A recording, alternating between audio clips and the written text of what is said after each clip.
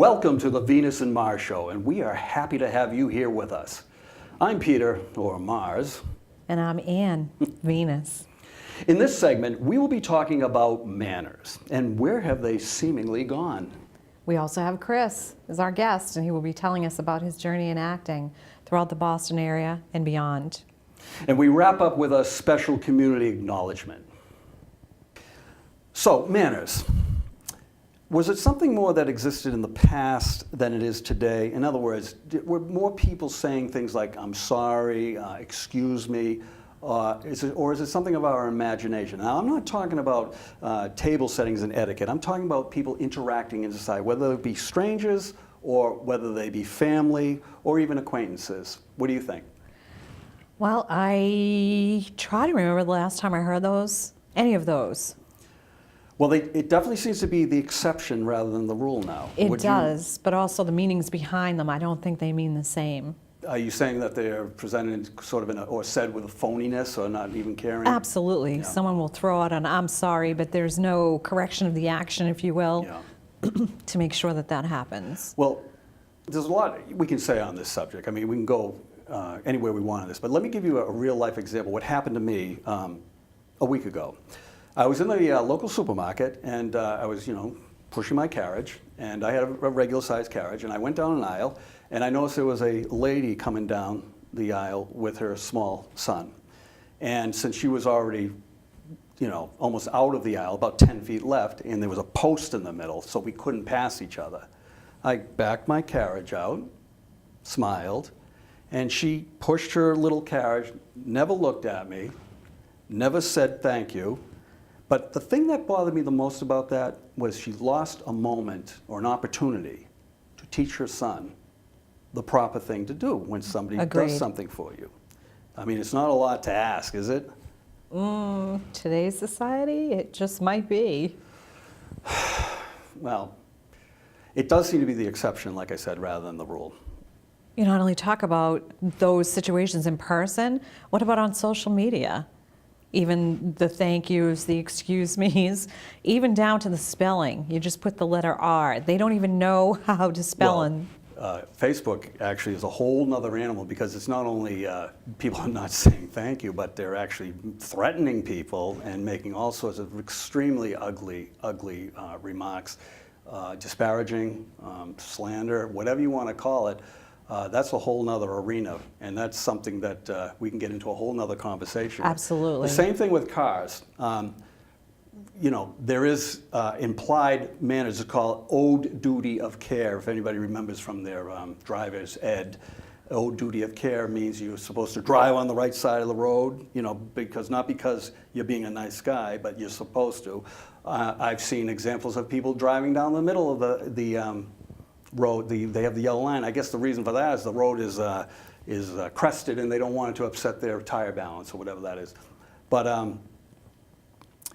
road rage is another topic. I mean, we can talk about that. Oh, we should do a whole show on that. Yeah. But if we talk about manners in the context of the past, let's talk about it for a second. It seems to me, and I may be wrong, but even when you watch movies, theater, you will see a reverence almost of children to adults. They kind of didn't like what was happening to them, but when mommy and daddy said something, that was kind of what was done. Now on TV, you find it's sort of on the other end. Parents are constantly challenged. The kids make the parents look like idiots, and it really is not right. And I for one was not a huge supporter of. I've never really been called Mister. I remember being young. I thought I was gonna someday be called Mister. Well, that day never came. I have 5-year-olds calling me Peter. Yeah. Now, in itself, there's nothing wrong with that. There's nothing wrong with it at all. But it levels sort of the playing field in the sense that I'm not supposed to be worshipped. I'm supposed to be respected as the elder, and they will get there too, and it sort of goes hand in hand. But I don't know what has happened. I don't know why. See, to me, the reason for manners to begin with is a way to not resolve a dispute, to avoid a confrontation without losing face. And what I mean by that is, you know, you get some big guys, you know, and I've seen them bump into each other. As long as they say, excuse me, they may not like each other, but it works. It's no big deal. All right, they go the other way. As soon as one of them doesn't say it or gives a look, it can go anywhere from some pushing, some people getting hurt, and sometimes people being killed. So again, the purpose of manners is not to be somebody's friend. It was sort of a civility, a way of expressing, you know, I didn't mean to offend you, I'm sorry, and you go on your way. That's how it would work, at least in my eyes. What do you think? I have to agree with you, and I believe that what you put out there is what you get back. So if you respect somebody by saying the thank yous and the excuse me's and I'm sorry's and meaning it, then you will end up getting that back. That's the way it was supposed to work. Well, yeah, the good news, well, the bad news is I still say it. Now, when my children were small, when they grew to 10 years old or so, they did mention to us, they said, how come we always have to say, excuse me? Nobody else says it. That was very telling to me. Mm-hmm. I mean, it's not like they were lying. They were just, you know, it was something they were realizing. And basically said something like, well, you don't want to, I didn't say take the low road. I just meant that, don't worry, there'll be other people you'll see that'll do it. It's always the best thing to do. It's just the right thing to do.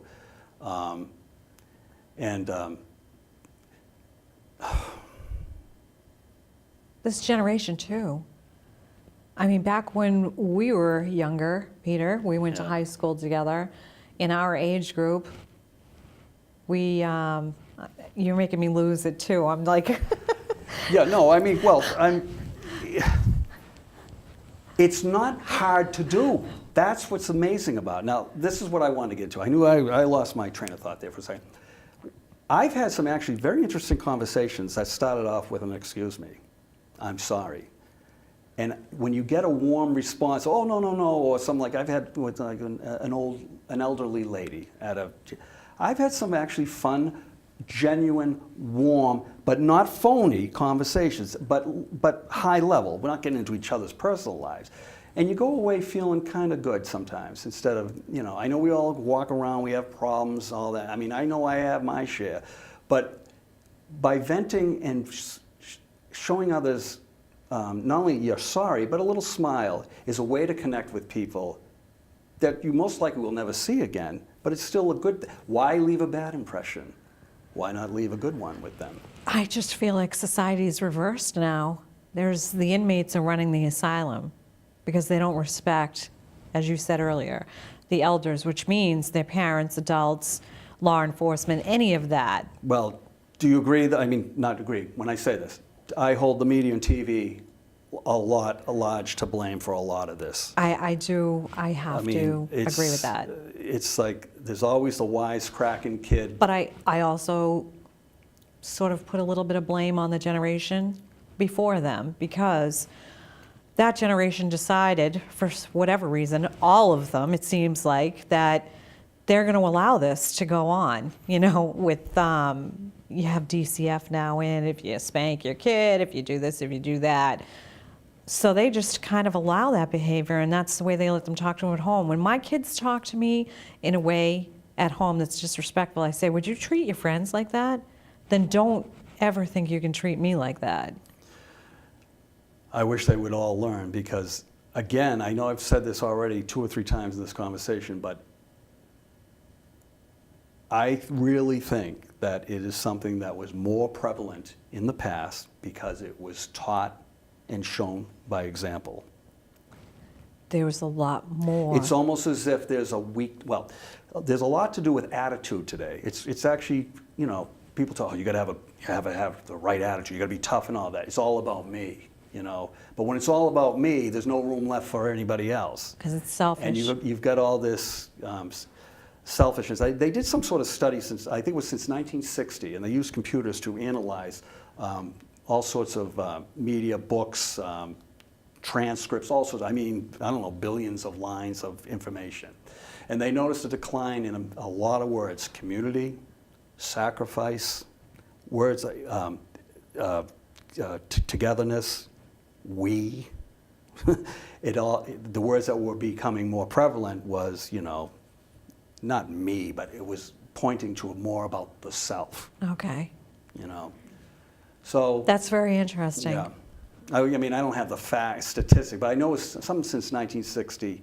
Not they started in 1960, they went back to 1960. And you went feel forward. that a lot of that has to do with why people don't have the excuse me's because they just feel like they're entitled and they can just walk down that supermarket aisle and they don't have to look at you, but they have the right of way.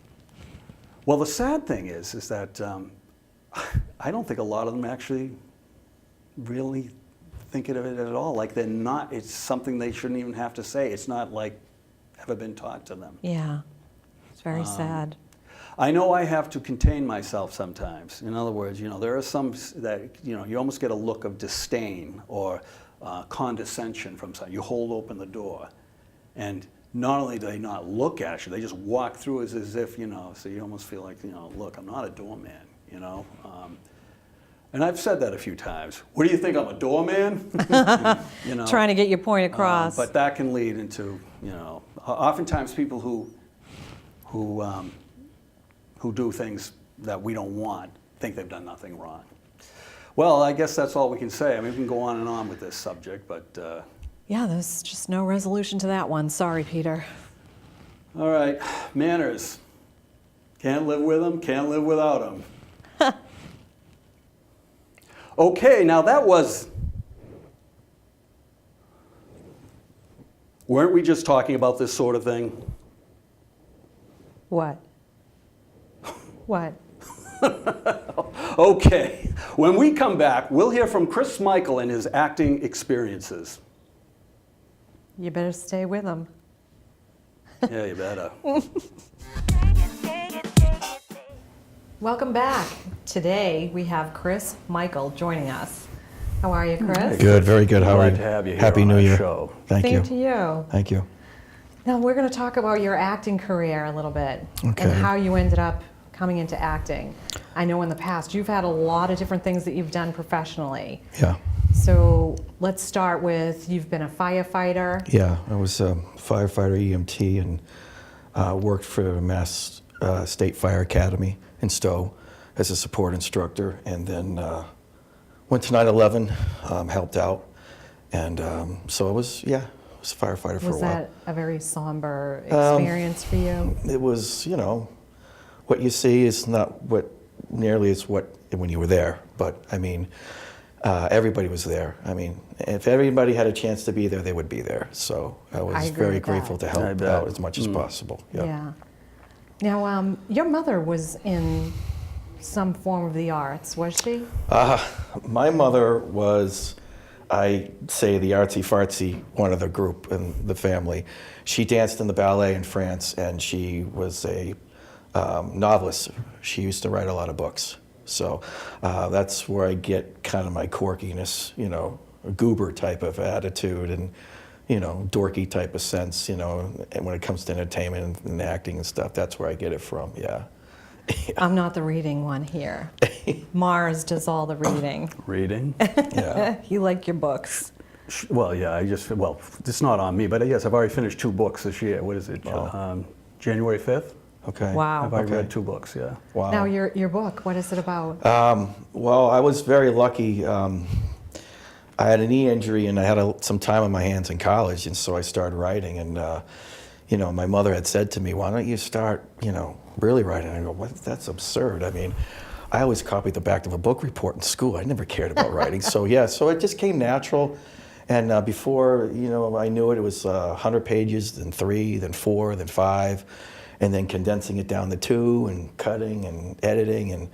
And then it took about a year to get it published, sending it to a horror place, yeah. A year to get it published? Yeah. How long did it take you to write it? It took me a little over 2.5 weeks.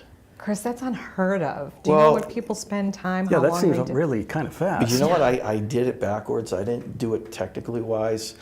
I just started writing and I started letting the characters talk. And of course, you know, you go back and polish it. But if you spend your time, your whole time, trying to figure out something complex, you're never going to get anywhere. Are you with a couple saying paper. you didn't want to overthink it? Right. You just kind of went more with an artsy feel rather than a, you know, how's just let this it gonna just sit? let it go. Yeah. So yeah, and then Burning Desire, and that's what happened. So where does that stand today? I have a screenplay that I've change over and over and over.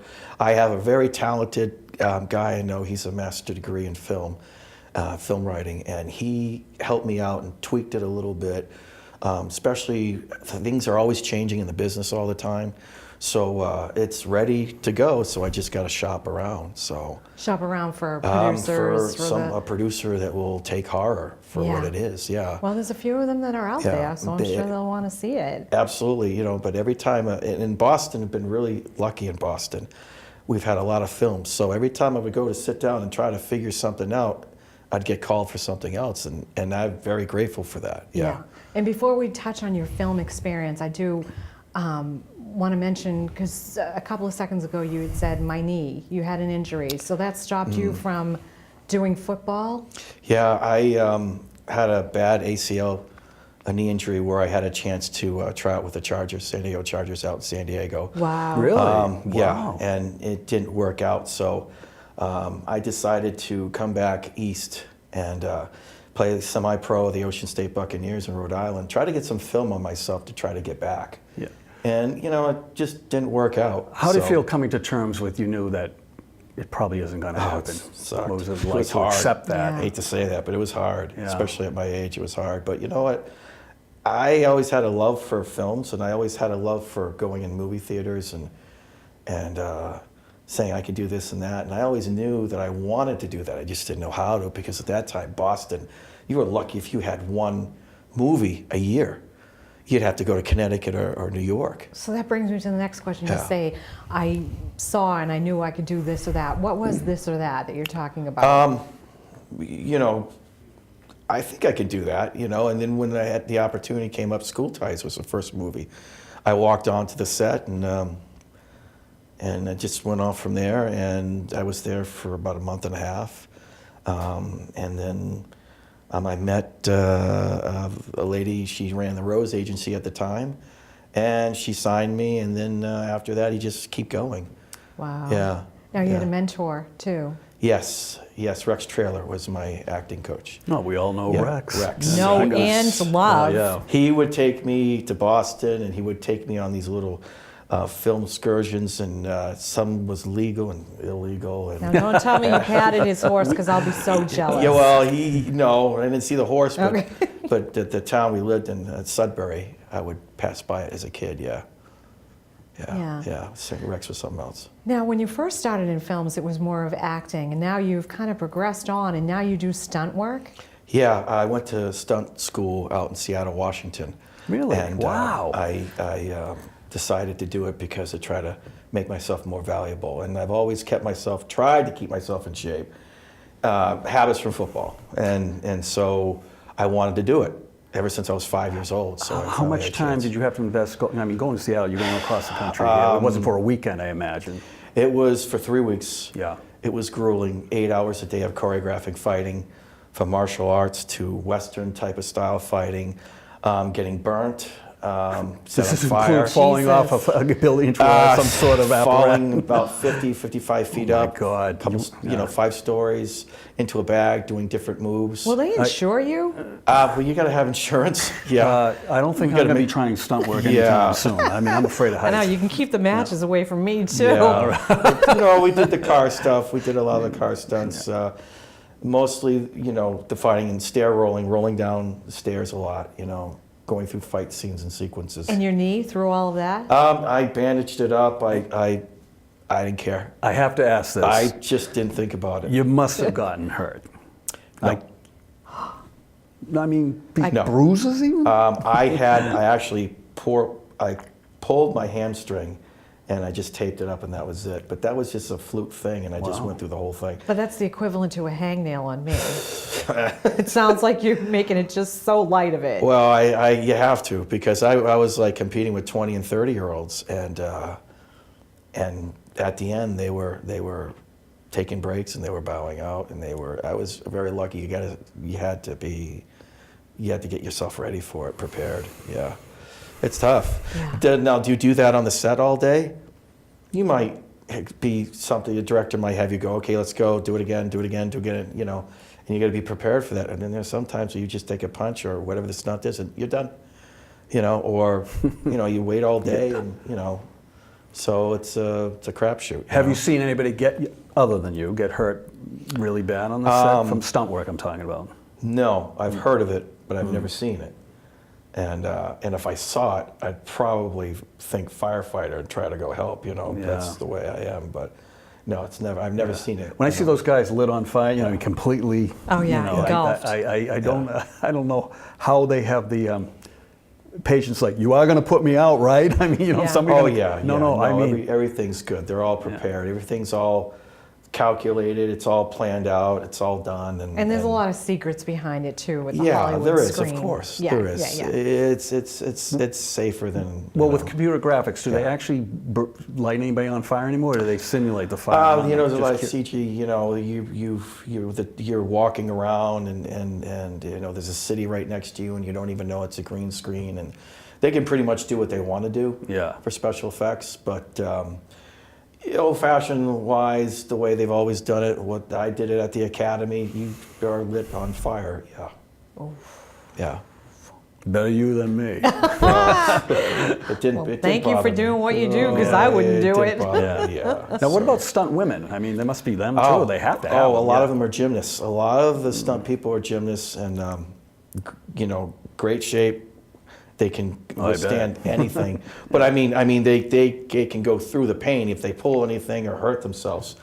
And they're great the stunt women are great. And the stunt women have it tougher than the men because they have to wear less equipment to protect themselves.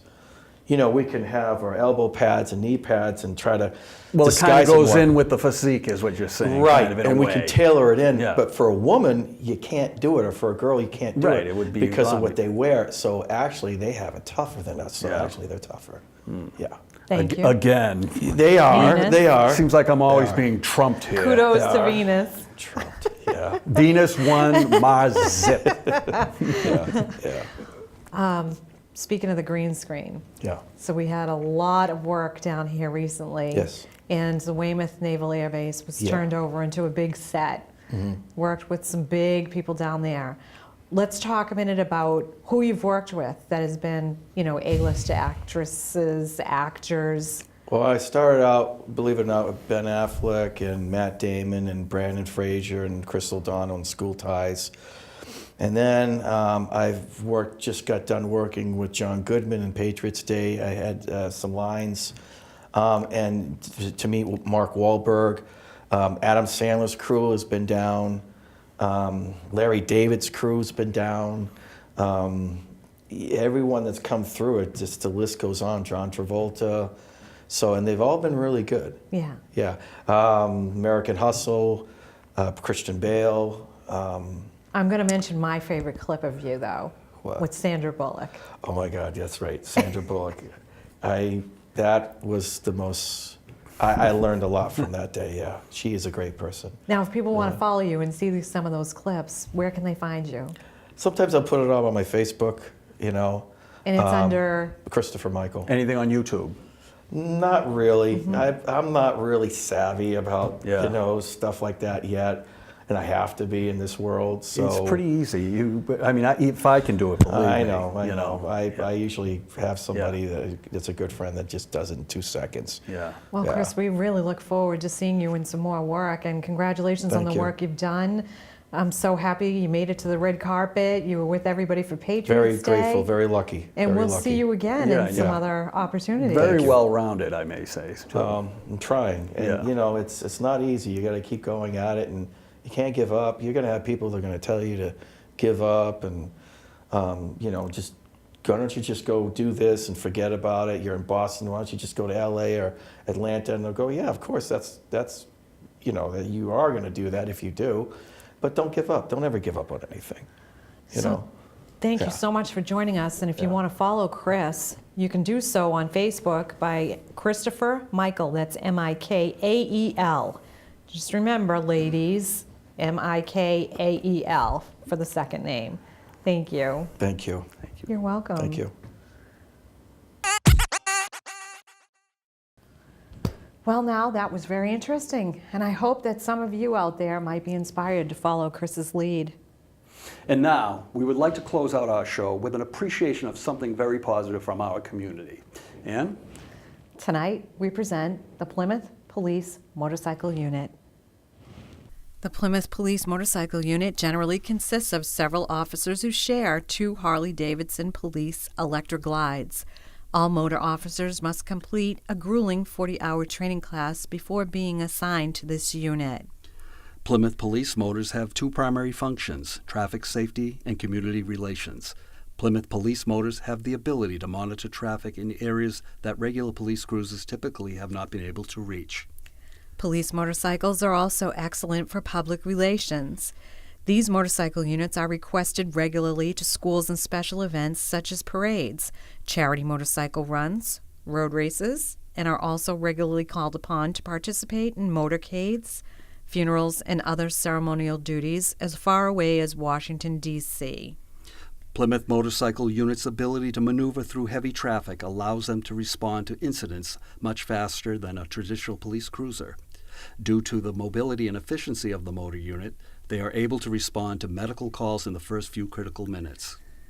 In addition to serving the town of Plymouth, two of our motorcycle officers are assigned to the Metropolitan Law Enforcement Council, Metro LEC, also known as Metro LEC, Mobile Operations, MOP, also known as MOP.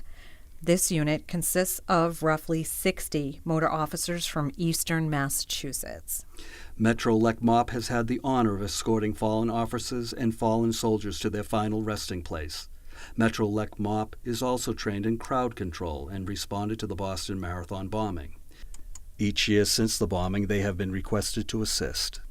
The motorcycle is the most versatile piece of equipment the Plymouth Police deploy and is represented at every major event in and around the Plymouth area. Well, that does it. Good night, God bless, and have wonderful happenings in your lives. Until next time, where planets align and, well, often collide, I'm Peter. And I'm Ann. Thank you for watching.